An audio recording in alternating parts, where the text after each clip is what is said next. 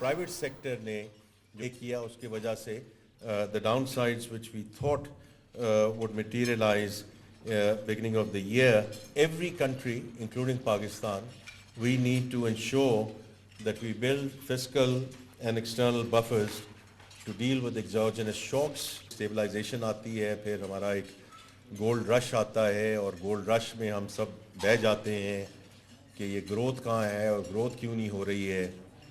اور اس کے بعد آج امپلائمنٹ ڈیٹا بھی ہے. تو اب یہ ساری جو ڈسکشنز ہیں اس کو ہم نے کسی ایک طریقے سے آگے لے کر جانا ہے, اور اس گولڈ رش میں نہیں جانا ہے. پرائیویٹ سیکٹر نے جو کیا اس کی وجہ سے the downsides which we thought would materialize beginning of the year, every country, including Pakistan, we need to ensure that we build fiscal and external buffers to deal with exogenous shocks. Stabilization آتی ہے, پھر ہمارا ایک gold رش آتا ہے, اور gold رش میں ہم سب بہہ جاتے ہیں کہ یہ گروتھ کہاں ہے اور گروتھ کیوں نہیں ہو رہی ہے. اور اس کے بعد آج امپلائمنٹ ڈیٹا بھی ہے. تو اب یہ ساری جو ڈسکشنز ہیں اس کو ہم نے کسی ایک طریقے سے آگے لے کر جانا ہے, اور اس گولڈ رش میں نہیں جانا ہے.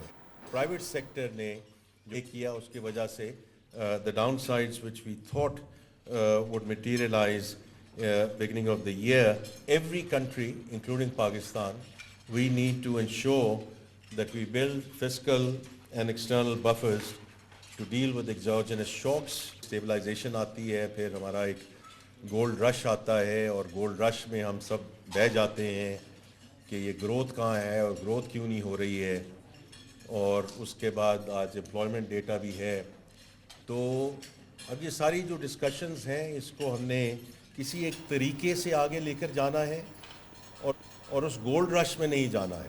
پرائیویٹ سیکٹر نے جو کیا اس کی وجہ سے the downsides which we thought would materialize beginning of the year, every country, including Pakistan, we need to ensure that we build fiscal and external buffers to deal with exogenous shocks. Stabilization آتی ہے, پھر ہمارا ایک gold رش آتا ہے, اور gold رش میں ہم سب بہہ جاتے ہیں کہ یہ گروتھ کہاں ہے اور گروتھ کیوں نہیں ہو رہی ہے.